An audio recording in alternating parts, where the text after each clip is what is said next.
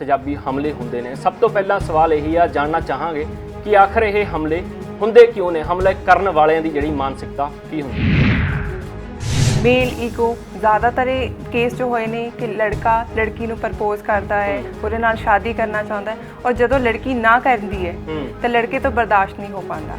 ਉਹ ਇਸ ਰੀਜ਼ਨ ਕਰਕੇ ਉਹਦੇ ਉੱਪਰ ਐਸਿਡ ਸੁੱਟ ਦਿੰਦਾ ਹੈ ਕਿ ਉਹਦੀ ਬਿਊਟੀ ਖਰਾਬ ਹੋ ਜਾਏ, ਉਹ ਤਬਾਹ ਹੋ ਜਾਏ, ਉਹ ਮੇਰੀ ਨਹੀਂ ਹੋ ਸਕੀ, ਉਹ ਕਿਸੇ ਦੀ ਨਹੀਂ ਹੋ ਸਕੀ। ਤੁਸੀਂ ਪੀੜਤਾਂ ਦੇ ਨਾਲ ਮਿਲੇ ਵੀ ਹੋ, ਤੁਸੀਂ ਕਿਸ ਤਰ੍ਹਾਂ ਮਤਲਬ ਆਪਣੀ ਜਿਹੜੀ ਆ ਬਿਆਨ ਜਿਹੜੇ ਉਹ ਕਰਦੇ ਨੇ, ਆਪਣੇ ਦੁੱਖਾਂ ਦੀ ਦਾਸਤਾਨ ਤੁਹਾਨੂੰ ਸੁਣਾਈ, ਜਦੋਂ ਤੁਹਾਡੇ ਵੀ ਸ਼ਾਇਦ ਜਿਹੜੇ ਨੇ ਰੌਂਗਟੇ ਖੜੇ ਹੋ ਗਏ ਹੋਣਗੇ ਇੱਕ ਵਾਰ, ਪਰ ਤੁਸੀਂ ਉਹ ਸਾਰਾ ਕੁਝ ਜਿਹੜਾ ਆਪਣੀਆਂ ਕਿਤਾਬ ਦੇ ਵਿੱਚ, ਕਿਤਾਬ ਦੇ ਰਾਹੀਂ ਦਰਸ਼ਕਾਂ ਤੱਕ ਪਹੁੰਚਾਇਆ। ਕਿਸ ਤਰ੍ਹਾਂ ਦਾ ਸਮਾਂ ਸੀ ਜਦੋਂ ਤੁਸੀਂ ਉਹਨਾਂ ਨਾਲ ਮਿਲ ਕੇ ਉਹਨਾਂ ਦੀ ਦੁੱਖਾਂ ਦੀ ਦਾਸਤਾਨ ਸੁਣੀ? ਮੇਰੇ ਲਈ ਬਹੁਤ ਮੁਸ਼ਕਿਲ ਸੀ ਉਹਨਾਂ ਦੇ ਨਾਲ ਗੱਲਬਾਤ ਕਰਕੇ, ਉਹਨਾਂ ਨੂੰ ਇੰਟਰਵਿਊ ਲਈ ਕਨਵਿੰਸ ਕਰਕੇ। ਜਦੋਂ ਮੈਂ ਉਹਨਾਂ ਦੀ ਇੰਟਰਵਿਊ ਲਈ, ਮੇਰੇ ਲਈ ਉਹ ਇੰਨਾ ਸਮਾਂ ਔਖਾ ਸੀ ਜਿੰਨਾ ਉਹਨਾਂ ਦੇ ਲਈ ਸੀ, ਔਰ ਉਹਨਾਂ ਦੀ ਪ੍ਰੋਬਲਮ ਨੂੰ ਸਮਝ ਕੇ ਇੱਕ ਕਲਮ ਦੇ ਨਾਲ ਲਿਖਣਾ ਬਹੁਤ ਮੁਸ਼ਕਿਲ ਸੀ। ਔਰ ਤੁਸੀਂ ਯਕੀਨ ਮੰਨੋਗੇ ਕਈ ਮਹੀਨਿਆਂ ਤੱਕ ਮੈਂ ਇਸ ਪ੍ਰੋਬਲਮ ਨੂੰ ਸੁਣ ਕੇ ਮੈਂ ਨਹੀਂ ਸੋ ਪਾਈ, ਔਰ ਮੈਂ ਅੱਗੇ ਉਹਨਾਂ ਦੇ ਲਈ ਕੁਝ ਨਾ ਕੁਝ ਕਰਨ ਬਾਰੇ ਸੋਚਿਆ। ਸਾਲ ਦੇ ਵਿੱਚ ਗੱਲ ਕਰੀਏ, ਸਾਲ ਦੇ ਅੰਕੜਿਆਂ ਦੀਆਂ, ਪੰਜਾਬ ਦੇ ਵਿੱਚ ਜਾਂ ਦੇਸ਼ ਦੇ ਵਿੱਚ ਕਿੰਨੇ ਕੁ ਜਿਹੜੇ ਕੇਸ ਅਜਿਹੇ ਜਿਹੜੇ ਸਾਹਮਣੇ ਆਉਂਦੇ? ਜੋ ਮੇਰੀ ਰਿਸਰਚ ਹੈ, ਜੋ NCRB ਦਾ ਡਾਟਾ ਹੈ ਸਾਡੇ ਦੇਸ਼ ਦੇ ਵਿੱਚ ਆਉਂਦਾ, ਉਹਦੇ ਤੋਂ ਹਰ ਸਾਲ 250 ਤੋਂ 300 ਦੇ ਵਿੱਚ ਕੇਸ ਆਉਂਦੇ ਨੇ। ਪੰਜਾਬ ਦੀ ਗੱਲ ਕਰੀਏ ਤਾਂ 10 ਤੋਂ 30 ਦੇ ਵਿੱਚ ਕੇਸ ਆਉਂਦੇ ਨੇ। ਪਰ ਮੈਂ ਕਹੂੰਗੀ ਕਿ ਇਹ ਡਾਟਾ ਕੰਪਲੀਟ ਹੈ, ਇਸ ਗੱਲ ਨੂੰ ਮੈਂ ਹਾਂ ਨਹੀਂ ਕਹੂੰਗੀ, ਕਿਉਂਕਿ ਕਿੰਨੇ ਕੇਸ ਇੱਦਾਂ ਦੇ ਨੇ ਜੋ ਅਨਰਜਿਸਟਰਡ ਹੁੰਦੇ ਨੇ। ਕਿੰਨਾ ਕੁ ਸਮਾਂ ਲੱਗਿਆ ਇਸ ਕਿਤਾਬ ਨੂੰ ਲਿਖਣ ਦੇ ਲਈ, ਤੇ ਕਿੰਨਾ ਕੁ ਸਮਾਂ ਲੱਗਿਆ ਜਿਹੜਾ ਸਾਰਾ ਕੁਝ ਸਮਝਣ ਦੇ ਲਈ, ਤੇ ਹੋਰ ਕਿਸ ਨੇ ਤੁਹਾਡੀ ਜਿਹੜੀ ਹੈ ਇਸ ਕੰਮ ਦੇ ਵਿੱਚ ਮਦਦ ਕੀਤੀ? ਇਸ ਕਿਤਾਬ ਨੂੰ ਇੱਕ ਫਾਰਮ ਦੇ ਵਿੱਚ ਲਿਆਉਣ ਲਈ ਮੈਨੂੰ ਤਕਰੀਬਨ 7 ਸਾਲ ਲੱਗ ਗਏ, ਕਿਉਂਕਿ 2013 ਦੇ ਵਿੱਚ ਮੈਂ ਰਿਸਰਚ ਕੀਤੀ, PhD ਸਟਾਰਟ ਕੀਤੀ, 18 ਵਿੱਚ ਕੰਪਲੀਟ ਕਰਕੇ। ਫਿਰ ਉਸ ਤੋਂ ਬਾਅਦ ਹੁਣ 2020 ਦੇ ਵਿੱਚ ਮੈਂ 21 ਵਿੱਚ ਕਿਤਾਬ ਲਿਆਂਦੀ। ਇਸ ਕਿਤਾਬ ਨੂੰ ਹੈਲਪ ਕੀਤੀ ਮੈਨੂੰ ਡਾਕਟਰਸ ਨੇ। ਕੋਈ ਅਜਿਹੀ ਵੀ ਘਟਨਾ ਹੋ ਸਕਦੀ ਆ ਕਿ ਜਦੋਂ ਤੁਸੀਂ ਕਿਸੇ ਦੇ ਪਰਿਵਾਰ ਨਾਲ ਗੱਲਬਾਤ ਕਰਦੇ ਹੋ, ਜਿਨ੍ਹਾਂ ਦੀ ਲੜਕੀ ਦੇ ਉੱਤੇ ਤੇਜ਼ਾਬੀ ਹਮਲਾ ਹੋਇਆ ਹੋਵੇ ਤੇ ਇਨਕਾਰ ਕਰ ਦਿੱਤਾ ਹੋਵੇ, ਤੇ ਉਸ ਟਾਈਮ ਬੜਾ ਮਨ ਨੂੰ ਸਦਮਾ ਜਿਹਾ ਲੱਗਦਾ ਇੱਕ ਤਰ੍ਹਾਂ ਕਿ ਅਸੀਂ ਇਹਨਾਂ ਨੂੰ ਸਮਾਜ ਦੇ ਵਿੱਚ ਜਿਹੜਾ ਲਿਆਉਣਾ ਚਾਹੁੰਦੇ ਆ, ਪਰ ਇਹ ਸਾਡੇ ਲਈ ਜਿਹੜਾ ਸਾਡੇ ਸਾਹਮਣੇ ਆਉਣਾ ਨਹੀਂ ਚਾਹੁੰਦੇ ਸਮਾਜ ਦੇ ਸਾਹਮਣੇ। ਕੋਈ ਅਜਿਹੀ ਵੀ ਘਟਨਾ ਹੋਈ? ਇਸ ਲਈ ਜਦੋਂ ਵੀ ਕੋਈ ਪੇਰੈਂਟਸ ਇੱਦਾਂ ਕਰਦੇ ਸੀ, ਮੈਂ ਕੋਸ਼ਿਸ਼ ਕਰਦੀ ਸੀ ਕਿ ਉਹਨਾਂ ਨੂੰ ਮੈਂ ਹੋਰ ਸਮਝਾਵਾਂ, ਹੋਰ ਕਨਵਿੰਸ ਕਰਾਂ ਕਿ ਨਹੀਂ, ਇਸ ਚੀਜ਼ ਨੂੰ ਇੱਕ ਵਾਰ ਜੋ ਅਟੈਕ ਹੋ ਗਿਆ, ਉੱਥੇ ਆਪਣੀ ਲਾਈਫ ਨੂੰ ਸਟਾਪ ਨਾ ਕਰਨ। ਇਸ ਲਾਈਫ ਖਤਮ ਨਹੀਂ ਹੈ, ਅਸੀਂ ਅੱਗੇ ਵੱਧ ਕੇ ਆਪਣੀ ਬੇਟੀਆਂ ਨੂੰ, ਆਪਣੇ ਪਰਿਵਾਰ ਦੇ ਮੈਂਬਰਸ ਨੂੰ ਅੱਗੇ ਲਿਆਉਣਾ ਹੈ। ਔਰ ਇਸ ਲਈ ਮੈਂ ਹਮੇਸ਼ਾ ਉਹਨਾਂ ਨੂੰ ਹਿੰਮਤ ਦੇ ਕੇ ਕੋਸ਼ਿਸ਼ ਕੀਤੀ ਕਿ ਉਹਨਾਂ ਦੀ ਇੰਟਰਵਿਊ ਲਵਾਂ। ਪਰ ਰੁਕਣਗੀਆਂ ਕਿਵੇਂ ਇਹ ਘਟਨਾ ਜਿਹੜੀਆਂ ਦਿਨ ਬ ਦਿਨ ਜਿਵੇਂ ਵੱਧਦੀਆਂ ਜਾ ਰਹੀਆਂ ਨੇ? ਸਰਕਾਰਾਂ ਤੇ ਪ੍ਰਸ਼ਾਸਨ ਹਾਲਾਂਕਿ ਜਿਹੜੀ ਆ ਉਨੀ ਜ਼ਿੰਮੇਵਾਰ ਆ ਜਿੰਨੀ ਕਿ ਜਿਹੜਾ ਕਰਨ ਵਾਲਾ, ਪਰ ਵੱਡਾ ਸਵਾਲ ਇਹੀ ਹੈ ਕਿ ਆਖਰ ਰੁਕਣਗੀਆਂ ਕਿਵੇਂ ਅਜਿਹੀਆਂ ਘਟਨਾਵਾਂ? ਸਾਡੀ ਸੁਸਾਇਟੀ ਨੂੰ ਆਪਣਾ ਮਾਈਂਡਸੈਟ ਚੇਂਜ ਕਰਨ ਦੀ ਜ਼ਰੂਰਤ ਹੈ। ਗ੍ਰਾਸ ਰੂਟ ਲੈਵਲ ਤੋਂ ਲੈ ਕੇ ਹਾਇਰ ਲੈਵਲ ਤੱਕ ਹਰੇਕ ਨੂੰ ਇਹ ਆਪਣੀ ਰਿਸਪੌਂਸਿਬਿਲਿਟੀ ਸਮਝਣੀ ਪਏਗੀ ਕਿ ਔਰਤ ਔਰ ਮਰਦ ਇਕੁਅਲ ਹੈ। ਪੈਟਰੀਆਰਕਲ ਸੁਸਾਇਟੀ ਦੇ ਕਨਸੈਪਟ ਨੂੰ ਖਤਮ ਕਰਨਾ ਪਏਗਾ, ਔਰ ਜੋ ਇਨਸਾਨ ਦੇ ਵਿੱਚ ਤੇਜ਼ਾਬੀ ਸੋਚ ਹੈ ਉਹਨੂੰ ਖਤਮ ਕਰਕੇ ਇੱਕ ਇਕੁਐਲਿਟੀ ਵਾਲਾ ਸਾਡਾ ਜੋ ਸੰਸਾਰ ਹੈ ਉਹਨੂੰ ਬਣਾਇਆ ਜਾਵੇ। ਜਿਵੇਂ ਔਰਤਾਂ ਦੇ ਉੱਤੇ ਤੇਜ਼ਾਬੀ ਹਮਲੇ ਹੁੰਦੇ ਨੇ, ਕਿ ਮਰਦਾਂ ਦੇ ਉੱਤੇ ਵੀ ਕੋਈ ਅਜਿਹੀ ਘਟਨਾ ਸਾਹਮਣੇ ਆਈ ਹੈ?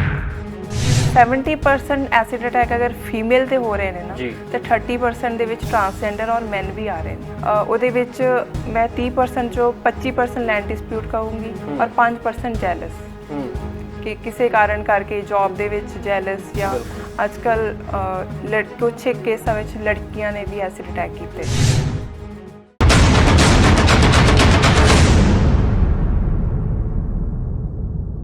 ਸਵਾਗਤ ਹੈ D5 ਚੈਨਲ ਪੰਜਾਬੀ ਦੇਖ ਰਹੇ तमाम ਦਰਸ਼ਕਾਂ ਦਾ। ਮੈਂ ਇਮਰਾਨ ਖਾਨ ਲੈ ਕੇ ਹਾਜ਼ਰ ਹਾਂ ਪ੍ਰੋਗਰਾਮ ਗੱਲ ਸੱਚੀ ਹੈ।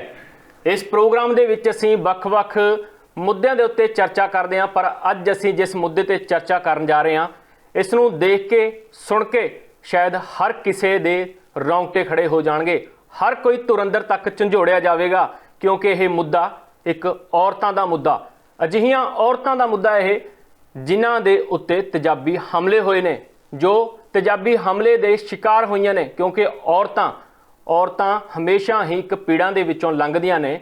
ਇੱਕ ਅਜਿਹੀਆਂ ਹੀ ਔਰਤਾਂ ਕਿੰਨੀਆਂ ਨੇ ਜਿਨ੍ਹਾਂ ਤੇ ਤੇਜ਼ਾਬੀ ਹਮਲੇ ਹੁੰਦੇ ਨੇ, ਪਰ ਕਈ ਜਿਹੜੀਆਂ ਨੇ ਤੇਜ਼ਾਬੀ ਹਮਲੇ ਹੋਣ ਤੋਂ ਬਾਅਦ ਜਿਹੜੀਆਂ ਇਹ ਅਜਿਹੇ ਦਰਦ ਦੇ ਸਮੁੰਦਰ ਦੇ ਵਿੱਚੋਂ ਲੰਘਣ ਤੋਂ ਬਾਅਦ ਵੀ ਉਡਾਨ ਭਰ ਰਹੀਆਂ ਨੇ, ਪਰ ਕਈਆਂ ਨੇ ਦਮ ਤੋੜਤੇ।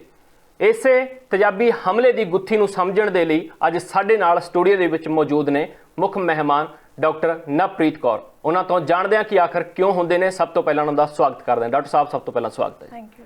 ਡਾਕਟਰ ਸਾਹਿਬ, ਤੇਜ਼ਾਬੀ ਹਮਲੇ ਹੁੰਦੇ ਨੇ, ਸਭ ਤੋਂ ਪਹਿਲਾਂ ਸਵਾਲ ਇਹੀ ਆ, ਜਾਣਨਾ ਚਾਹਾਂਗੇ ਕਿ ਆਖਰ ਇਹ ਹਮਲੇ ਹੁੰਦੇ ਕਿਉਂ ਨੇ? ਹਮਲੇ ਕਰਨ ਵਾਲਿਆਂ ਦੀ ਜਿਹੜੀ ਮਾਨਸਿਕਤਾ ਕੀ ਹੁੰਦੀ ਆ? ਦੇਖੋ, ਐਸਿਡ ਅਟੈਕ, ਤੇਜ਼ਾਬੀ ਹਮਲੇ ਬਹੁਤ ਵਿਸ਼ੀਅਸ ਫਾਰਮ ਆਫ ਵਾਇਲੈਂਸ ਹੈ ਸਾਡੀ ਸੁਸਾਇਟੀ ਦੇ ਵਿੱਚ। ਔਰਤਾਂ ਦੇ ਅਗੇਂਸਟ ਇੰਨੇ ਜ਼ਿਆਦਾ ਕ੍ਰਾਈਮ ਹੋ ਰਹੇ ਨੇ, ਔਰ ਇਹ ਇੱਕ ਇਹੋ ਜਿਹਾ ਕ੍ਰਾਈਮ ਹੈ ਜਿਹੜਾ ਕਿ ਔਰਤਾਂ ਦੀ ਪੂਰੀ ਜ਼ਿੰਦਗੀ ਨੂੰ ਤਬਾਹ ਕਰਕੇ ਰੱਖ ਦਿੰਦਾ ਹੈ। ਇਹਦਾ ਮੁੱਖ ਕਾਰਨ ਹੈ ਸਾਡੀ ਪੈਟਰੀਆਰਕਲ ਸੁਸਾਇਟੀ। ਜਿੱਥੇ ਤੱਕ ਮੈਂ ਰਿਸਰਚ ਕੀਤੀ ਹੈ ਉਹਦੇ ਵਿੱਚ ਮੇਲ ਈਗੋ, ਜ਼ਿਆਦਾਤਰ ਇਹ ਕੇਸ ਜੋ ਹੋਏ ਨੇ ਕਿ ਲੜਕਾ ਲੜਕੀ ਨੂੰ ਪ੍ਰਪੋਜ਼ ਕਰਦਾ ਹੈ, ਉਹਦੇ ਨਾਲ ਸ਼ਾਦੀ ਕਰਨਾ ਚਾਹੁੰਦਾ ਹੈ, ਔਰ ਜਦੋਂ ਲੜਕੀ ਨਾ ਕਰਦੀ ਹੈ ਤਾਂ ਲੜਕੇ ਤੋਂ ਬਰਦਾਸ਼ਤ ਨਹੀਂ ਹੋ ਪਾਉਂਦਾ। ਉਹ ਇਸ ਰੀਜ਼ਨ ਕਰਕੇ ਉਹਦੇ ਉੱਪਰ ਐਸਿਡ ਸੁੱਟ ਦਿੰਦਾ ਹੈ ਕਿ ਉਹਦੀ ਬਿਊਟੀ ਖਰਾਬ ਹੋ ਜਾਏ, ਉਹ ਤਬਾਹ ਹੋ ਜਾਏ, ਉਹ ਮੇਰੀ ਨਹੀਂ ਹੋ ਸਕੀ, ਉਹ ਕਿਸੇ ਦੀ ਨਹੀਂ ਹੋ ਸਕੇਗੀ। ਸਭ ਤੋਂ ਵੱਡਾ ਤਾਂ ਅਨਰਿਕੁਇਟਡ ਲਵ, ਉਸ ਤੋਂ ਇਲਾਵਾ ਪੈਟਰੀਆਰਕਲ ਸੁਸਾਇਟੀ। ਹੁਣੇ ਅਜੇ ਕੁਝ ਦਿਨ ਪਹਿਲਾਂ ਹੀ ਪਟਿਆਲੇ ਦੇ ਵਿੱਚ ਇੱਕ ਐਸਿਡ ਅਟੈਕ ਦਾ ਕੇਸ ਹੋਇਆ, ਪੈਟਰੀਆਰਕਲ ਦੀ ਹੀ ਐਗਜ਼ਾਮਪਲ ਹੈ, ਜਿਹਦੇ ਵਿੱਚ ਆਦਮੀ ਨੇ ਆਪਣੀ ਵਾਈਫ ਦੇ ਉੱਪਰ ਹੀ ਐਸਿਡ ਸੁੱਟ ਦਿੱਤਾ। ਰੀਜ਼ਨ ਸੀ ਕਿ ਉਹ ਬੇਟੀਆਂ ਨੂੰ ਜਨਮ ਦਿੱਤਾ, ਬੇਟੀ ਨੂੰ ਜਨਮ ਦੇਣ ਕਰਕੇ ਬੇਟੇ ਦੀ ਚਾਹ ਵਿੱਚ ਉਹਨੇ ਐਸਿਡ ਸੁੱਟ ਦਿੱਤਾ।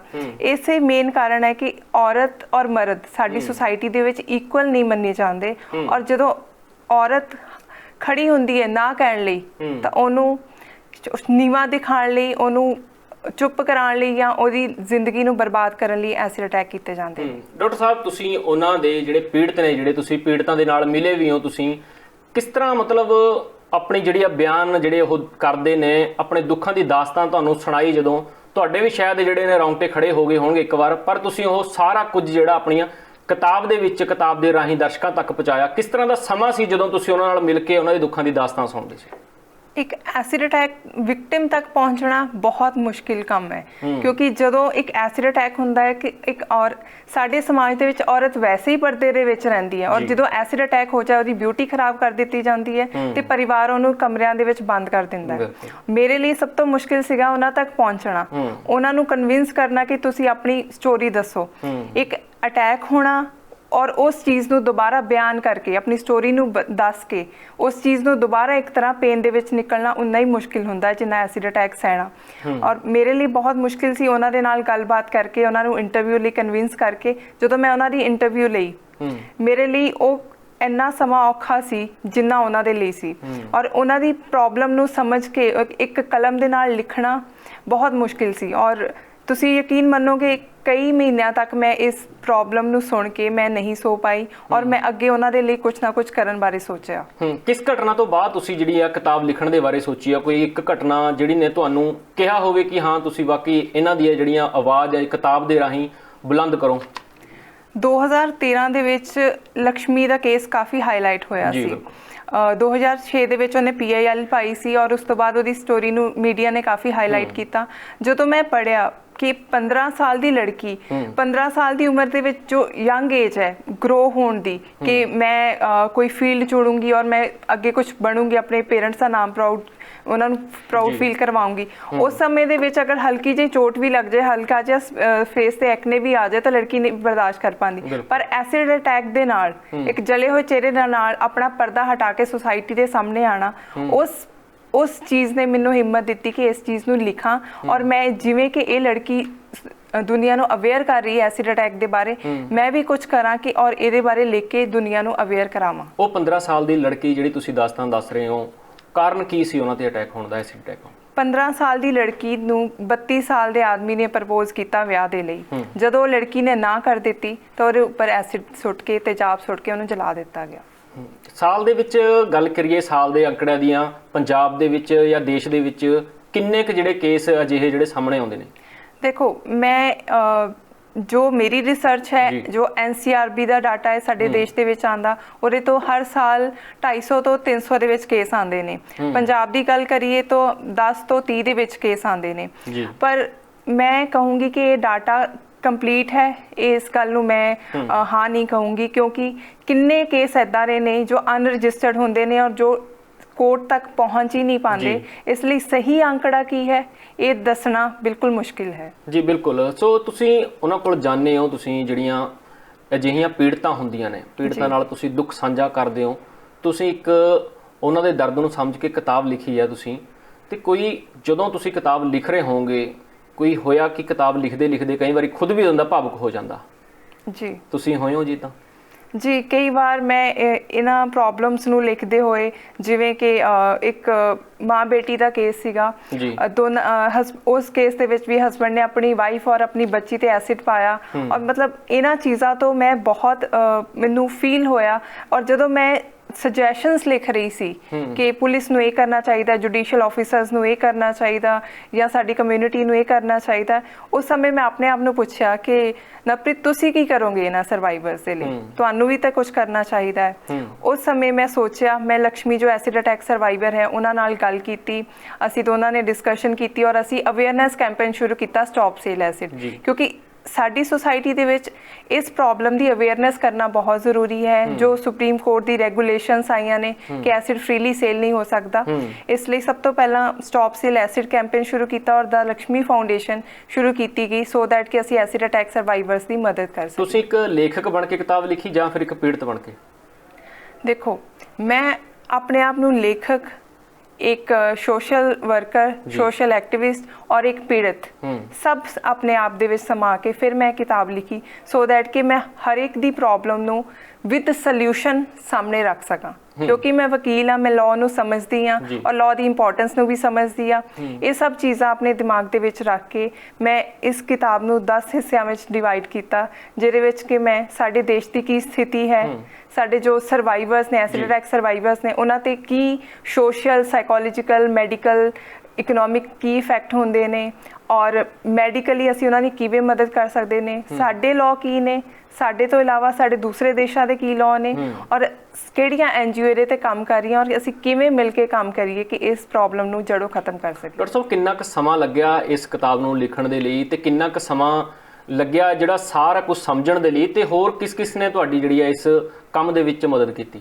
ਦੇਖੋ, ਇਸ ਕਿਤਾਬ ਨੂੰ ਇੱਕ ਫਾਰਮ ਦੇ ਵਿੱਚ ਲਿਆਉਣ ਲਈ ਮੈਨੂੰ ਤਕਰੀਬਨ 7 ਸਾਲ ਲੱਗ ਗਏ, ਕਿਉਂਕਿ 2013 ਦੇ ਵਿੱਚ ਮੈਂ ਰਿਸਰਚ ਕੀਤੀ, PhD ਸਟਾਰਟ ਕੀਤੀ, 18 ਵਿੱਚ ਕੰਪਲੀਟ ਕਰਕੇ, ਫਿਰ ਉਸ ਤੋਂ ਬਾਅਦ ਹੁਣ 2020 ਦੇ ਵਿੱਚ ਮੈਂ 21 ਵਿੱਚ ਕਿਤਾਬ ਲਿਆਂਦੀ। ਇਸ ਕਿਤਾਬ ਨੂੰ ਹੈਲਪ ਕੀਤੀ ਮੈਨੂੰ ਡਾਕਟਰਸ ਨੇ, ਮੈਂ ਮੈਡੀਕਲ ਪ੍ਰੈਕਟੀਸ਼ਨਰਸ ਦੀ ਇੰਟਰਵਿਊ ਲਈ, ਮੈਨੂੰ ਮੈਂ ਬਹੁਤ ਸਾਰੇ ਐਸਿਡ ਅਟੈਕ, ਤਕਰੀਬਨ 200 ਐਸਿਡ ਅਟੈਕ ਸਰਵਾਈਵਰਸ ਨੂੰ ਮਿਲੀ, ਉਹਨਾਂ ਨੇ ਮੈਨੂੰ ਕੋਆਪਰੇਟ ਕੀਤਾ ਕਾਫੀ। ਮੈਨੂੰ ਜੋ ਲਾਅ ਐਕਸਪਰਟਸ ਨੇ, ਜੱਜਿਸ, ਵਕੀਲ, ਉਹਨਾਂ ਨੇ ਹੈਲਪ ਕੀਤੀ। ਮੇਰੇ ਨਾਲ ਡਾਕਟਰ ਜੈਮਾਲਾ ਮੇਰੇ ਗਾਈਡ ਸੀਗੇ, ਉਹਨਾਂ ਨੇ ਹੈਲਪ ਕੀਤੀ। ਲక్ష్ਮੀ ਨੇ ਬਹੁਤ ਹੈਲਪ ਕੀਤੀ। ਪਰ ਇੱਕ ਸਭ ਤੋਂ ਵੱਡੀ ਗੱਲ ਤੁਸੀਂ ਹੈਰਾਨ ਹੋਵੋਗੇ ਸੁਣ ਕੇ ਕਿ ਜਨਰਲ ਪਬਲਿਕ ਦੇ ਵਿਊਜ਼ ਜਦੋਂ ਮੈਂ ਲੈਣ ਚਾਹੁੰਦੀ ਸੀ, ਜਨਰਲ ਪਬਲਿਕ ਨੇ ਮੇਰੇ ਨਾਲ ਬਿਲਕੁਲ ਕੋਆਪਰੇਟ ਨਹੀਂ ਕੀਤਾ। they were reluctant to talk about this topic, they were like ਕਿ ਇਹੋ ਜਿਹੇ ਕ੍ਰਾਈਮ ਨੂੰ ਤਾਂ ਅਸੀਂ ਮੂੰਹੋਂ ਸ਼ਬਦ ਵੀ ਨਾ ਲਈਏ। ਕੋਈ ਅਜਿਹੀ ਵੀ ਘਟਨਾ ਹੋ ਸਕਦੀ ਆ ਕਿ ਜਦੋਂ ਤੁਸੀਂ ਕਿਸੇ ਦੇ ਪਰਿਵਾਰ ਨਾਲ ਗੱਲਬਾਤ ਕਰਦੇ ਹੋ, ਜਿਨ੍ਹਾਂ ਦੀ ਲੜਕੀ ਦੇ ਉੱਤੇ ਤੇਜ਼ਾਬੀ ਹਮਲਾ ਹੋਇਆ ਹੋਵੇ ਤੇ ਇਨਕਾਰ ਕਰ ਦਿੱਤਾ ਹੋਵੇ, ਤੇ ਉਸ ਟਾਈਮ ਬੜਾ ਮਨ ਨੂੰ ਸਦਮਾ ਜਿਹਾ ਲੱਗਦਾ ਇੱਕ ਤਰ੍ਹਾਂ ਕਿ ਅਸੀਂ ਇਹਨਾਂ ਨੂੰ ਸਮਾਜ ਦੇ ਵਿੱਚ ਜਿਹੜਾ ਲਿਆਉਣਾ ਚਾਹੁੰਦੇ ਆ, ਪਰ ਇਹ ਸਾਡੇ ਲਈ ਜਿਹੜਾ ਸਾਡੇ ਸਾਹਮਣੇ ਆਉਣਾ ਨਹੀਂ ਚਾਹੁੰਦੇ ਸਮਾਜ ਦੇ ਸਾਹਮਣੇ? ਕੋਈ ਅਜਿਹੀ ਵੀ ਘਟਨਾ ਹੋਈ? ਜੀ ਬਿਲਕੁਲ, ਪੰਜਾਬ ਦੇ ਵਿੱਚ ਬਹੁਤ ਐਸੇ ਵਿਕਟਿਮ ਸੀਗੇ ਜਿਨ੍ਹਾਂ ਦੇ ਪੇਰੈਂਟਸ ਤੇ ਸਾਨੂੰ ਮੇਰਾ ਫੋਨ ਸੁਣ ਕੇ, ਜਦੋਂ ਮੈਂ ਉਹਨਾਂ ਨੂੰ ਦੱਸਿਆ ਕਿ ਮੈਂ ਇਸ ਤਰ੍ਹਾਂ ਇੰਟਰਵਿਊ ਲੈਣਾ ਚਾਹੁੰਦੀ ਹਾਂ, ਇਸ ਤਰ੍ਹਾਂ ਮਿਲਣਾ ਚਾਹੁੰਦੀ ਹਾਂ, ਉਹਨਾਂ ਨੇ ਸਾਫ਼ ਮੇਰਾ ਜਾਂ ਤਾਂ ਨਾ ਕਰ ਦਿੱਤੀ, ਔਰ ਕੁਛ ਇੱਕ ਦੇ ਫਾਦਰਸ ਨੇ ਤਾਂ ਮੈਨੂੰ ਇਹ ਕਿਹਾ ਕਿ ਦੁਬਾਰਾ ਇੱਥੇ ਫੋਨ ਕਰਨ ਦੀ ਜ਼ਰੂਰਤ ਨਹੀਂ, ਅਸੀਂ ਜ਼ਖਮਾਂ ਨੂੰ ਦੁਬਾਰਾ ਕੁਰੇਦਣਾ ਨਹੀਂ ਚਾਹੁੰਦੇ।